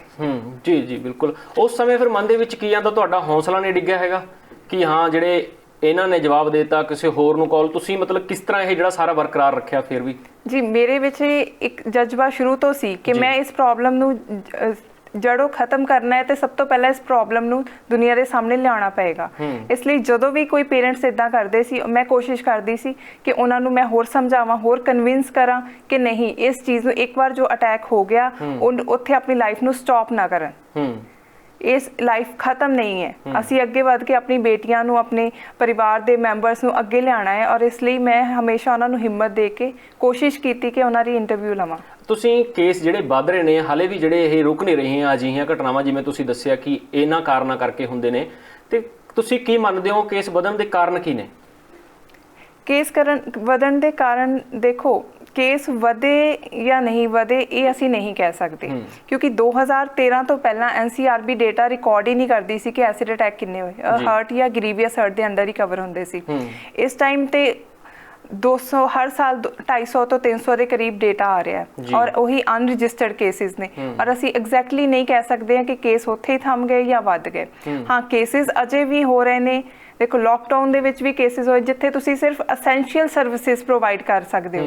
ਕਹਿ ਰਹੇ ਹੋ ਕਿ ਉਹ ਸ਼ਾਪਸ ਖੁੱਲਣਗੀਆਂ ਕਿ ਸਿਰਫ ਅਸੈਂਸ਼ੀਅਲ ਸਰਵਿਸਿਜ਼ ਹੋਣਗੀਆਂ, ਉੱਥੇ ਐਸਿਡ ਸੇਲ ਹੋ ਕੇ ਕਿਸੇ ਤੇ ਐਸਿਡ ਅਟੈਕ ਹੋ ਰਿਹਾ, ਇਹਦਾ ਮਤਲਬ ਕਿਤੇ ਨਾ ਕਿਤੇ ਜੋ ਅਫੀਸ਼ੀਅਲਸ ਨੇ ਜਿਨ੍ਹਾਂ ਦੀ ਡਿਊਟੀ ਐਸਿਡ ਸੇਲ ਕਰਨ ਤੋਂ ਰੋਕਣ ਲਈ, ਉਹ ਆਪਣਾ ਕੰਮ ਨਹੀਂ ਪਾ ਪਾ ਰਹੇ। ਕਿ ਸਰਕਾਰ ਤੇ ਪ੍ਰਸ਼ਾਸਨ ਵੀ ਇਸ ਜਿਹੜੇ ਕੇਸ ਵੱਧ ਰਹੇ ਨੇ ਜਾਂ ਕੇਸ ਹੁੰਦੇ ਨੇ ਉਨੀ ਹੀ ਜ਼ਿੰਮੇਵਾਰ ਆ ਜਿੰਨਾ ਕਰਨ ਵਾਲਾ। ਬਿਲਕੁਲ, ਕਿਉਂਕਿ ਇਹਨਾਂ ਨੂੰ ਠੱਲ ਪਾਉਣਾ, ਇਹਨਾਂ ਨੂੰ ਸਟਾਪ ਕਰਨਾ ਹਰੇਕ ਦੀ ਜ਼ਿੰਮੇਵਾਰੀ ਹੈ। ਜਦੋਂ ਸੁਪਰੀਮ ਕੋਰਟ ਦੀਆਂ ਗਾਈਡਲਾਈਨਸ ਆ ਚੁੱਕੀਆਂ, ਪੋਇਜ਼ਨ ਐਕਟ ਬਣ ਚੁੱਕਾ ਹੈ, ਉਹਦੇ ਅੰਡਰ ਹੀ ਕਵਰ ਹੋ ਚੁੱਕਾ ਹੈ ਕਿ ਐਸਿਡ ਫ੍ਰੀਲੀ ਮਤਲਬ ਸੇਲ ਨਹੀਂ ਹੋ ਸਕਦਾ, ਇਟ ਇਜ਼ ਰੈਗੂਲੇਟਡ। ਜਦੋਂ ਅਸੀਂ ਸ਼ਾਪ ਤੇ, ਮੈਂ ਕਿਉਂਕਿ ਤੁਹਾਨੂੰ ਦੱਸਿਆ ਕਿ ਮੇਰੀ ਇੱਕ ਫਾਊਂਡੇਸ਼ਨ ਹੈ, ਇੱਕ ਅਸੀਂ ਕੈਂਪੇਨ ਚਲਾਉਂਦੇ ਹਾਂ। ਅਸੀਂ ਜਦੋਂ ਦੁਕਾਨਾਂ ਤੇ ਜਾਂਦੇ ਹਾਂ, ਅਸੀਂ ਕਹਿੰਦੇ ਹਾਂ ਕਿ ਸਾਨੂੰ ਐਸਿਡ ਦੇ ਦਿਓ, ਸਲਫਿਊਰਿਕ ਐਸਿਡ ਦੇ ਦਿਓ ਜਾਂ ਗੰਧਕ ਦਾ ਐਸਿਡ ਦੇ ਦਿਓ। 40 ਰੁਪਏ ਮੰਗਦੇ ਨੇ ਔਰ ਸਾਡੇ ਹੱਥ ਤੇ ਬੋਟਲ ਰੱਖ ਦਿੰਦੇ ਨੇ। ਅਸੀਂ ਜਦੋਂ ਪੁੱਛਦੇ ਆ ਕਿ ਇਹ ਕਿਵੇਂ, ਉਹ ਕਹਿੰਦੇ ਸਾਨੂੰ ਗਾਈਡਲਾਈਨਸ ਦਾ ਪਤਾ ਹੀ ਨਹੀਂ ਹੈ। ਜਦੋਂ ਤੱਕ ਅਸੀਂ ਗਾਈਡਲਾਈਨਸ ਸ਼ਾਪਕੀਪਰ ਨੂੰ ਦੱਸਾਂਗੇ ਨਹੀਂ, ਚੈੱਕ ਨਹੀਂ ਰੱਖਾਂਗੇ, ਉਦੋਂ ਤੱਕ ਇਸ ਚੀਜ਼ ਸੇ ਬ੍ਰੇਕ ਨਹੀਂ ਲੱਗ ਸਕਦੀ। ਡਾਕਟਰ ਸਾਹਿਬ, ਮੇਰਾ ਜਿਹੜਾ ਪਹਿਲਾ ਸਵਾਲ ਸੀ ਇੱਕ ਸੀ ਕਿ ਤੁਹਾਡਾ ਹੌਸਲਾ ਨਹੀਂ ਕਦੇ ਟੁੱਟਿਆ ਹੈਗਾ ਜਦੋਂ ਕੋਈ ਪਰਿਵਾਰ, ਜਿਵੇਂ ਤੁਸੀਂ ਦੱਸਿਆ ਸੀ ਕਿ ਪਰਿਵਾਰ ਨੇ ਜਵਾਬ ਦੇ ਦਿੱਤਾ ਕਿ ਅਸੀਂ ਨਹੀਂ ਗੱਲਬਾਤ ਕਰਵਾਉਣਾ ਚਾਹੁੰਦੇ, ਪਰ ਕੋਈ ਅਜਿਹੀ ਵੀ ਘਟਨਾ ਹੋਈ ਹੋਵੇਗੀ ਜਿਹੜਾ ਹੋਰ ਵੀ ਤੁਹਾਡੇ ਜਿਹੜੇ ਜਜ਼ਬੇ ਨੂੰ ਮਜ਼ਬੂਤ ਕਰ ਦਿੱਤਾ ਹੋਵੇ, ਤੁਹਾਡੇ ਹੌਸਲੇ ਨੂੰ ਹੋਰ ਵੀ ਬੁਲੰਦੀਆਂ ਤੇ ਲੈ ਕੇ ਗਏ ਹੋਣ? ਜੀ ਬਿਲਕੁਲ, ਮੈਂ ਜਿਵੇਂ ਸ਼ੁਰੂ 'ਚ ਹੀ ਕਿਹਾ ਕਿ ਲక్ష్ਮੀ ਇੱਕ ਖੁਦ ਵਿੱਚ ਵੀ ਇੱਕ ਮਿਸਾਲ ਹੈ ਔਰ ਉਹਨੇ ਹਮੇਸ਼ਾ ਮੈਨੂੰ ਇਨਸਪਾਇਰ ਕੀਤਾ ਕਿ ਹਾਂ ਜੀ, ਇਸ ਪ੍ਰੋਬਲਮ ਨੂੰ ਤੁਸੀਂ ਹੋਰ ਅੱਗੇ ਲੈ ਕੇ ਜਾਓ ਔਰ ਜਿੰਨੇ ਅਸੀਂ ਐਸਿਡ ਅਟੈਕ ਸਰਵਾਈਵਰ ਹੁੰਦੇ ਹੋਏ ਵੀ ਮੈਂ ਤੇਰੇ ਨਾਲ ਖੜੂੰਗੀ। ਜਿੰਨੇ ਵੀ ਅਵੇਅਰਨੈਸ ਕੈਂਪੇਨ ਹੋਏ ਉਹ ਹਮੇਸ਼ਾ ਸਾਡੇ ਨਾਲ ਖੜਦੀ ਹੈ, ਸੁਸਾਇਟੀ ਨੂੰ ਵੀ ਇਨਸਪਾਇਰ ਕਰਦੀ ਹੈ। ਇਸ ਤੋਂ ਇਲਾਵਾ ਗੀਤਾ ਔਰ ਨੀਤੂ, ਦੋ ਮਦਰ ਡਾਟਰ ਜੋ ਐਸਿਡ ਅਟੈਕ ਸਰਵਾਈਵਰ ਸੀਗੇ, ਤੁਸੀਂ ਉਹਨਾਂ ਨੂੰ ਮਿਲੋਗੇ, ਉਹਨਾਂ ਨੂੰ ਮਿਲ ਕੇ ਮੈਨੂੰ ਇੰਨੀ ਹਮੇਸ਼ਾ ਪੋਜ਼ਿਟਿਵਿਟੀ ਆਈ ਕਿ ਦੇਖੋ, ਇਹ ਮਦਰ ਡਾਟਰ ਇਸ ਐਸਿਡ ਅਟੈਕ ਦੀ ਸ਼ਿਕਾਰ ਹੋਈਆਂ ਨੇ ਪਰ ਫਿਰ ਵੀ ਦੂਸਰਿਆਂ ਨੂੰ ਹਿੰਮਤ ਦੇ ਰਹੀਆਂ, ਤੇ ਮੈਂ ਕਿਵੇਂ ਆਪਣੀ ਹਿੰਮਤ ਨੂੰ ਰੋਕ ਸਕਦੀ ਹਾਂ। ਉਹਨਾਂ ਨੂੰ ਦੇਖ ਕੇ, ਉਹਨਾਂ ਬਾਰੇ ਸੋਚ ਕੇ ਹਮੇਸ਼ਾ ਮੈਂ ਅੱਗੇ ਹੀ ਵਧੀ ਹਾਂ। ਡਾਕਟਰ ਸਾਹਿਬ, ਰੁਕਣਗੀਆਂ ਕਿਵੇਂ ਇਹ ਘਟਨਾ ਜਿਹੜੀਆਂ ਦਿਨ ਬ ਦਿਨ ਜਿਵੇਂ ਵੱਧਦੀਆਂ ਜਾ ਰਹੀਆਂ ਨੇ? ਸਰਕਾਰਾਂ ਤੇ ਪ੍ਰਸ਼ਾਸਨ ਹਾਲਾਂਕਿ ਜਿਹੜੀ ਆ ਉਨੀ ਜ਼ਿੰਮੇਵਾਰਾਂ ਜਿੰਨੀ ਕਿ ਜਿਹੜਾ ਕਰਨ ਵਾਲਾ, ਪਰ ਵੱਡਾ ਸਵਾਲ ਇਹੀ ਹੈ ਕਿ ਆਖਰ ਰੁਕਣਗੀਆਂ ਕਿਵੇਂ ਅਜਿਹੀਆਂ ਘਟਨਾਵਾਂ? ਸਭ ਤੋਂ ਪਹਿਲਾਂ ਦੇਖੋ, ਲਾਅ ਸਟ੍ਰਿਕਟ ਹੋਣਾ ਬਹੁਤ ਜ਼ਰੂਰੀ ਹੈ। ਅਗਰ ਲਾਅ ਦੇ ਸਟ੍ਰਿਕਟਨੈਸ ਦੀ ਗੱਲ ਕਰਾਂ, ਬੰਗਲਾਦੇਸ਼ ਦੇ ਵਿੱਚ 2005 ਦੇ ਵਿੱਚ ਨਵਾਂ ਲਾਅ ਆਇਆ, ਉੱਥੇ ਹਰ ਸਾਲ 1000 ਦੇ ਕਰੀਬ ਐਸਿਡ ਅਟੈਕ ਹੁੰਦੇ ਸੀ ਔਰ ਇਸ ਟਾਈਮ ਹਾਰਡਲੀ 10 ਕੇਸ ਹੋ ਰਹੇ ਨੇ। ਕਿਉਂ? ਕਿਉਂਕਿ ਲਾਅ ਸਟ੍ਰਿਕਟ ਸੀ। ਸੈਕੰਡਲੀ, ਉਹਦੀ ਇੰਪਲੀਮੈਂਟੇਸ਼ਨ ਸਟਰੋਂਗ। ਉੱਥੇ ਡੈਥ ਪੈਨਲਟੀ ਹੈ, ਲਾਅ ਬਣ ਗਿਆ, ਠੀਕ ਹੈ, ਸਾਡੇ ਦੇਸ਼ ਦੇ ਵਿੱਚ ਵੀ ਲਾਅ ਬਣ ਗਿਆ। 2013 ਦੇ ਵਿੱਚ ਇੱਕ ਅਮੈਂਡਮੈਂਟ ਆ ਗਈ, ਲਾਅ ਸਟ੍ਰਿਕਟ ਹੋ ਗਿਆ, ਬਟ ਇੰਪਲੀਮੈਂਟੇਸ਼ਨ ਵੀ ਹੋਵੇ। ਇੰਪਲੀਮੈਂਟੇਸ਼ਨ ਦੇ ਨਾਲ ਨਾਲ ਸਾਡੀ ਸੋਸਾਇਟੀ ਨੂੰ ਆਪਣਾ ਮਾਈਂਡਸੈਟ ਚੇਂਜ ਕਰਨ ਦੀ ਜ਼ਰੂਰਤ ਹੈ। ਗ੍ਰਾਸ ਰੂਟ ਲੈਵਲ ਤੋਂ ਲੈ ਕੇ ਹਾਇਰ ਲੈਵਲ ਤੱਕ ਹਰੇਕ ਨੂੰ ਇਹ ਆਪਣੀ ਰਿਸਪੌਂਸਿਬਿਲਿਟੀ ਸਮਝਣੀ ਪਏਗੀ ਕਿ ਔਰਤ ਔਰ ਮਰਦ ਇਕੁਅਲ ਹੈ। ਪੈਟਰੀਆਰਕਲ ਸੋਸਾਇਟੀ ਦੇ ਕੰਸੈਪਟ ਨੂੰ ਖਤਮ ਕਰਨਾ ਪਏਗਾ ਔਰ ਜੋ ਇਨਸਾਨ ਦੇ ਵਿੱਚ ਤੇਜ਼ਾਬੀ ਸੋਚ ਹੈ ਉਹਨੂੰ ਖਤਮ ਕਰਕੇ ਇੱਕ ਇਕੁਐਲਿਟੀ ਵਾਲਾ ਸਾਡਾ ਜੋ ਸੰਸਾਰ ਹੈ ਉਹਨੂੰ ਬਣਾਇਆ ਜਾਏ। ਇਸ ਜਿਵੇਂ ਘਟਨਾ ਦੇ ਨਾਲ ਜਿਵੇਂ ਜਿਸਮ ਦੇ ਉੱਤੇ ਦਾ ਦਾਗ ਬਣਦੇ ਨੇ, ਤੇ ਦਿਮਾਗ ਦੇ ਉੱਤੇ ਅਜਿਹੀਆਂ ਘਟਨਾਵਾਂ ਕਿੰਨਾ ਕੁ ਅਸਰ ਕਰ ਦਿੰਦੀਆਂ ਨੇ ਜੀ? ਦੇਖੋ, ਮੈਂ ਸ਼ੁਰੂ ਵਿੱਚ ਹੀ ਕਿਹਾ ਕਿ ਐਸਿਡ ਅਟੈਕ ਦਾ ਸਾਈਕੋਲੋਜੀਕਲ, ਸੋਸ਼ਲ, ਇਕਨੋਮਿਕ ਹਰੇਕ ਤਰ੍ਹਾਂ ਦਾ ਇਫੈਕਟ ਹੁੰਦਾ ਹੈ। ਜਦੋਂ ਸਾਈਕੋਲੋਜੀਕਲ ਇਫੈਕਟ ਇਨਸਾਨ ਨੂੰ ਲੱਗਦਾ ਹੈ ਕਿ ਮੇਰਾ ਤੇ ਦੁਬਾਰਾ ਵੀ ਅਟੈਕ ਹੋ ਸਕਦਾ ਹੈ, ਮੇਰਾ ਚਿਹਰਾ, ਸਾਡੇ ਦੇਸ਼ ਦੇ ਵਿੱਚ ਜਿੱਥੇ ਬਿਊਟੀ ਇੰਨੀ ਇੰਪੋਰਟੈਂਟ ਹੈ ਨਾ, ਵਿਆਹ ਦੇ ਟਾਈਮ ਤੇ ਬ੍ਰਾਈਡਲ ਮੇਕਅਪ ਹੁੰਦਾ ਹੈ, ਬ੍ਰਾਈਡ ਮੇਕਅਪ ਤਾਂ ਨਹੀਂ ਹੁੰਦਾ, ਬ੍ਰਾਈਡ ਨੂੰ ਸਾਰੇ ਦੇਖਣ ਆਉਂਦੇ, ਮੂੰਹ ਦਿਖਾਈ ਕਰਨ ਆਉਂਦੇ, ਇੰਨੀ ਇੰਪੋਰਟੈਂਟ ਹੈ। ਸਭ ਤੋਂ ਪਹਿਲਾਂ ਤਾਂ ਲੜਕੀ ਨੂੰ ਇਹ ਪਤਾ ਚੱਲ ਜਾਂਦਾ ਕਿ ਹੁਣ ਮੇਰਾ ਤਾਂ ਵਿਆਹ ਹੀ ਨਹੀਂ ਹੋ ਸਕਦਾ, ਮੈਂ ਹੁਣ ਬਿਊਟੀਫੁਲ ਨਹੀਂ ਹਾਂ। ਔਰ ਜਦੋਂ ਇਹੋ ਜਿਹੀ ਸੋਚ ਆਉਂਦੀ ਹੈ, ਪੇਰੈਂਟਸ ਤਾਂ ਖੁਦ ਹੀ ਉਹਨਾਂ ਨੂੰ ਇਦਾਂ ਫੀਲ ਕਰਾਉਂਦੇ ਆ ਕਿ ਤੁਸੀਂ ਸਾਡੇ ਤੇ ਬੋਝ ਹੋ। ਲੜਕੀ ਜੋ ਵੈਸੇ ਹੀ ਬੋਝ ਮੰਨੀ ਜਾਂਦੀ ਔਰ ਐਸਿਡ ਅਟੈਕ ਵਿਕਟਿਮ ਹੈ, ਜਿਹਦੀ ਕੋਈ ਬਿਊਟੀ ਨਹੀਂ ਰਹਿ ਗਈ। ਉਸ ਤੋਂ ਬਾਅਦ ਉਹਨਾਂ ਨੂੰ ਜੋ ਮੇਰੀ ਰਿਸਰਚ ਸੀਗੀ ਉਹਨਾਂ ਵਿੱਚ ਉਹਨਾਂ ਨੇ ਕਲੀਅਰਲੀ ਦੱਸਿਆ ਕਿ ਅਸੀਂ ਸੌ ਨਹੀਂ ਪਾਉਂਦੇ। ਕਈ ਐਸਿਡ ਅਟੈਕ ਦੇ ਵਿੱਚ ਉਹ ਬਲਾਈਂਡ ਹੋ ਜਾਂਦੀਆਂ ਹੈ, ਉਹਨਾਂ ਤੋਂ ਚੱਲਿਆ ਫਿਰਿਆ ਵੀ ਨਹੀਂ ਜਾਂਦਾ। ਜ਼ਿਆਦਾਤਰ ਇਹ ਕੇਸਿਸ ਮੈਂ ਦੱਸਣਾ ਚਾਹੂੰਗੀ 15 ਔਰ 35 ਸਾਲ ਦੀ ਉਮਰ ਦੀਆਂ ਲੜਕੀਆਂ ਤੇ ਹੁੰਦੇ ਜੋ ਮੈਰਿਜੇਬਲ ਏਜ ਹੈ। ਔਰ ਉਸ ਸਮੇਂ ਦੇ ਵਿੱਚ ਜਦੋਂ ਐਸਿਡ ਅਟੈਕ ਹੁੰਦਾ ਹੈ, ਉਹੀ ਗਰੋਇੰਗ ਏਜ ਹੁੰਦੀ ਹੈ ਸਟੱਡੀ ਕਰਨ ਦੀ, ਸਟੱਡੀ ਰੁਕ ਜਾਂਦੀ ਹੈ, ਬਿਲਕੁਲ ਜੀ, ਪੜ੍ਹਾਈ ਖਤਮ ਤੇ ਤੁਸੀਂ ਡਿਵੈਲਪ ਨਹੀਂ ਹੋ ਸਕਦੇ, ਇਕਨੋਮਿਕਲੀ ਤੁਸੀਂ ਦੂਸਰੇ ਦੇ ਡਿਪੈਂਡੈਂਟ ਹੋ ਜਾਂਦੇ ਆ, ਔਰ ਸੋਸਾਇਟੀ ਤੁਹਾਨੂੰ ਬਹੁਤ ਮਤਲਬ ਅਨਅਸੈਪਟੇਬਲ ਨਜ਼ਰਾਨਾ ਦੇਖਦੀ ਹੈ। ਜਿਹੜੇ ਅਜਿਹੇ ਘਟਨਾ ਦੇ ਪੀੜਤ ਹੁੰਦੇ ਨੇ, ਪੀੜਤਾਂ ਹੁੰਦੀਆਂ ਨੇ, ਤੇ ਸਰਕਾਰਾਂ ਕੋਈ ਮਦਦ ਕਰਦੀਆਂ ਨੇ ਇਹਨਾਂ ਦੀ? ਜੀ ਗਵਰਨਮੈਂਟ ਨੇ 2013 ਤੋਂ ਬਾਅਦ ਕਾਫੀ ਚੀਜ਼ਾਂ ਸ਼ੁਰੂ ਕੀਤੀਆਂ, ਜਿਵੇਂ ਲਾਅ ਬਣਿਆ ਔਰ ਵਿਕਟਿਮ ਕੰਪਨਸੇਸ਼ਨ ਸਕੀਮ ਆਈ, ਇੱਕ ਸਾਡੀ ਨੈਸ਼ਨਲ ਸੈਂਟਰ ਦੀ ਵਿਕਟਿਮ ਕੰਪਨਸੇਸ਼ਨ ਸਕੀਮ ਆਈ, ਇੱਕ ਨੈਸ਼ਨਲ ਲੀਗਲ ਸਰਵਿਸਿਜ਼ ਅਥਾਰਟੀ ਨੇ ਵਿਕਟਿਮ ਕੰਪਨਸੇਸ਼ਨ ਸਕੀਮ ਬਣਾਈ, 357 ਇਹ ਸਾਡੇ CRPC ਦੇ ਅਕੋਰਡਿੰਗਲੀ ਹਰੇਕ ਸਟੇਟ ਦੇ ਵਿੱਚ ਵਿਕਟਿਮ ਕੰਪਨਸੇਸ਼ਨ ਸਕੀਮ ਹੈ, ਜਿਹਦੇ ਵਿੱਚ 3 ਲੱਖ ਤੋਂ ਲੈ ਕੇ 10 ਲੱਖ ਤੱਕ ਹਰੇਕ ਸਟੇਟ ਦਾ ਆਪਣਾ ਕੰਪਨਸੇਸ਼ਨ ਹੈ। ਅਗਰ ਅਸੀਂ 2013 ਦੀ ਗੱਲ ਕਰੀਏ, 2013 ਤੋਂ ਪਹਿਲਾਂ ਹਾਰਡਲੀ 5-10 ਹਜ਼ਾਰ ਕੰਪਨਸੇਸ਼ਨ ਮਿਲਦਾ ਸੀ ਜੀ, ਔਰ ਅਗਰ 5-10 ਹਜ਼ਾਰ ਕੰਪਨਸੇਸ਼ਨ ਦੀ ਗੱਲ ਕਰੀਏ ਤੇ ਕਿਸੇ ਵੀ ਨਾਰਮਲ ਬਿਮਾਰ ਹੋਈ, ਕਿਸੇ ਨੂੰ ਟਾਈਫਾਈਡ ਹੋ ਗਿਆ ਜਾਂ ਕਿਸੇ ਦੇ ਫ੍ਰੈਕਚਰ ਹੋ ਗਿਆ, ਦੈਟ ਇਜ਼ ਨਾਟ ਸਫੀਸ਼ੀਐਂਟ, ਹੈ ਨਾ। ਤਾਂ ਜੋ ਬੰਦਾ ਜਿਹੜੀ 20 ਤੋਂ 30 ਸਰਜਰੀਜ਼ ਹੋ ਰਹੀਆਂ ਨੇ ਐਸਿਡ ਅਟੈਕ ਦੇ ਨਾਲ, ਉਹ 5-10 ਹਜ਼ਾਰ ਦੇ ਵਿੱਚ ਕਿਵੇਂ ਖਰਚਾ ਆਪਣਾ ਪੂਰਾ ਕਰ ਸਕਦਾ ਹੈ? Lakshmi versus union of India ਦੇ ਵਿੱਚ PIL ਦੇ ਵਿੱਚ ਇਹੀ ਗੱਲ ਸੀਗੀ ਕਿ ਕੰਪਨਸੇਸ਼ਨ ਵਧਾਇਆ ਜਾਏ, ਤਾਂ ਉਸ ਟਾਈਮ ਤੇ ਸੁਪਰੀਮ ਕੋਰਟ ਨੇ 3 ਲੱਖ ਕੰਪਨਸੇਸ਼ਨ ਕਰ ਦਿੱਤਾ, ਬਟ ਬਾਅਦ ਦੇ ਵਿੱਚ ਹੋਰ ਜਜਮੈਂਟਸ ਵੀ ਆਈਆਂ, ਜਿਵੇਂ ਪਰਿਵਰਤਨ ਕੇਂਦਰ ਵਰਸਸ ਯੂਨੀਅਨ ਆਫ ਇੰਡੀਆ ਔਰ ਨਾਲਸਾ ਦੀ ਸਕੀਮ ਆਈ, ਜਿਹਦੇ ਵਿੱਚ ਇਹ ਰਿਅਲਾਈਜ਼ ਕੀਤਾ ਗਿਆ ਕਿ 3 lakh compensation is not sufficient. ਕਮ ਸੇ ਕਮ ਜਿੰਨੇ ਬਰਨ ਇੰਜਰੀਜ਼ ਨੇ ਪਰਸੈਂਟੇਜ ਦੇ ਅਕੋਰਡਿੰਗਲੀ ਕੰਪਨਸੇਸ਼ਨ ਦਿੱਤਾ ਜਾਏ, ਔਰ ਕਈ ਕੇਸਿਸ ਦੇ ਵਿੱਚ 10-15 ਲੱਖ ਵੀ ਕੰਪਨਸੇਸ਼ਨ ਦਿੱਤਾ ਗਿਆ ਹੈ। ਡਾਕਟਰ ਸਾਹਿਬ, ਕੋਈ ਅੰਕੜਾ ਹੈ ਕਿ ਜਿਹੜੀਆਂ ਅਜਿਹੀ ਪੀੜਤਾਂ ਇਸ ਦਰਦ ਦੇ ਸਮੁੰਦਰ ਚੋਂ ਲੰਘ ਕੇ ਉਡਾਨਾਂ ਵੀ ਭਰ ਰਹੀਆਂ ਨੇ, ਤੇ ਕਿੰਨੀਆਂ ਕੁ ਨੇ ਜਿਹੜੀਆਂ ਇਸ ਦਰਦ ਨੂੰ ਸਹਿ ਨਹੀਂ ਸਕਿਆ, ਯਾਨੀ ਕਿ ਜ਼ਿੰਦਗੀ ਤੇ ਮੌਤ ਦੀ ਜੰਗ ਲੜਦੇ ਲੜਦੇ ਜ਼ਿੰਦਗੀ ਦੀ ਜੰਗ ਹਾਰ ਗਈਆਂ? ਦੇਖੋ, ਇਹਦੇ ਵਿੱਚ ਐਸਿਡ ਅਟੈਕ ਦੇ ਵਿੱਚ ਕਮ ਸੇ ਕਮ 10% ਫੀਮੇਲਸ ਐਵੇਂ ਜੀ ਸੀ ਜੋ ਮਰ ਗਈਆਂ ਉਸੇ ਦੌਰਾਨ, ਉਸ ਸਦਮੇ ਨੂੰ ਸਹਿ ਨਹੀਂ ਸਕੀਆਂ। ਸਾਡੇ ਪੰਜਾਬ ਦੇ ਵਿੱਚ ਵੀ ਇਹੋ ਜਿਹੇ ਕਾਫੀ ਕੇਸਿਸ ਨੇ। ਲੁਧਿਆਣਾ ਦੇ ਵਿੱਚ ਇੱਕ ਬ੍ਰਾਈਡ ਸੀ, ਜਿਸ ਦਿਨ ਉਹਦਾ ਵਿਆਹ ਸੀ ਉਸੇ ਦਿਨ ਉਹਦੇ ਤੇ ਐਸਿਡ ਅਟੈਕ ਹੋਇਆ ਔਰ ਕੁਝ ਦਿਨਾਂ ਦੇ ਵਿੱਚ ਉਹ ਮਰ ਗਈ ਮੁੰਬਈ ਦੇ ਵਿੱਚ, ਔਰ ਕੁਝ ਕੇਸਿਸ ਦੇ 1-2% ਕੇਸਿਸ ਦੇ ਵਿੱਚ ਖੁਦ ਸੁਸਾਈਡ ਵੀ ਕਰ ਲਿਆ ਜੀ। ਡਾਕਟਰ ਸਾਹਿਬ, ਜਦੋਂ ਕਿਸੇ ਦੇ ਨਾਲ ਐਵੇਂ ਹੁੰਦਾ ਤਾਂ ਉਸਦੀ ਹਿੰਮਤ ਕਿਵੇਂ ਬਣਾਇਆ ਜਾਵੇ? ਸਭ ਤੋਂ ਪਹਿਲਾਂ ਤਾਂ ਪਰਿਵਾਰ ਨੂੰ ਸਟਰੋਂਗ ਹੋਣ ਦੀ ਜ਼ਰੂਰਤ ਹੈ ਜੀ। ਜਦੋਂ ਕਿਸੇ ਤੇ ਐਸਿਡ ਅਟੈਕ ਹੁੰਦਾ ਹੈ, ਜਦੋਂ ਅਸੀਂ ਖੁਦ ਬਿਮਾਰ ਵੀ ਹੁੰਦੇ ਆ, ਤੇ ਸਾਨੂੰ ਆਪਣੇ ਪਰਿਵਾਰ ਤੋਂ ਇੱਕ ਪੋਜ਼ਿਟਿਵਿਟੀ ਮਿਲਣੀ ਬਹੁਤ ਜ਼ਰੂਰੀ ਹੈ ਜੀ। ਠੀਕ ਹੈ, ਐਸਿਡ ਅਟੈਕ ਹੋ ਗਿਆ, ਸਭ ਤੋਂ ਵੱਡਾ ਦੁਖਾਂਤ ਹੈ, ਬਟ ਅਗਰ ਫੈਮਿਲੀ ਨਾਲ ਸਾਥ ਦਵੇ ਜੀ ਤੇ ਅਸੀਂ ਇੱਕ ਵਿਕਟਿਮ ਨੂੰ ਸਰਵਾਈਵਰ ਬਣਾ ਸਕਦੇ ਹਾਂ ਜੀ, ਅਗਰ ਪਰਿਵਾਰ ਦਾ ਸਾਥ ਹੋਵੇ। ਔਰ ਬਾਕੀ ਜੋ ਸਾਡੀ ਗਵਰਨਮੈਂਟ ਹੈ ਨਾ, ਉਹ ਵੀ ਸਪੋਰਟ ਕਰੇ। ਜਦੋਂ ਜੱਜ ਡਿਸੀਜਨ ਦੇ ਰਿਹਾ, ਪ੍ਰੋ ਵਿਕਟਿਮ ਹੋ ਕੇ ਸੋਚੇ, ਵਿਕਟਿਮ ਦੀ ਥਾਂ ਤੇ ਹੋ ਕੇ ਆਪਣੇ ਆਪ ਨੂੰ ਸਮਝ ਕੇ ਫਿਰ ਡਿਸੀਜਨ ਦੇਵੇ। ਗਵਰਨਮੈਂਟ ਵੀ ਕੰਪਨਸੇਸ਼ਨ ਦੇਣ ਲੱਗੇ, ਸਮਾਂ ਨਾ ਲਗਾਏ, ਪੇਪਰ ਵਰਕ ਨੂੰ ਜ਼ਿਆਦਾ ਨਾ ਵਧਾਏ, ਟਾਈਮਲੀ ਕੰਪਨਸੇਸ਼ਨ ਦੇਵੇ, ਟਾਈਮਲੀ ਮੈਡੀਕਲ ਏਡ ਮਿਲੇ, ਤਾਂ ਅਸੀਂ ਇੱਕ ਵਿਕਟਿਮ ਨੂੰ ਸਰਵਾਈਵਰ ਬਣਾ ਸਕਦੇ ਹਾਂ। ਡਾਕਟਰ ਸਾਹਿਬ, ਜਿਹੜੇ ਲੋਕ ਅਜਿਹੀਆਂ ਘਟਨਾਵਾਂ ਨੂੰ ਅੰਜਾਮ ਦਿੰਦੇ ਨੇ, ਉਹਨਾਂ ਦੀ ਮਾਨਸਿਕਤਾ ਨੂੰ ਕਿਵੇਂ ਬਦਲਿਆ ਜਾਵੇ? ਕੋਈ ਹੈ ਅਜਿਹਾ?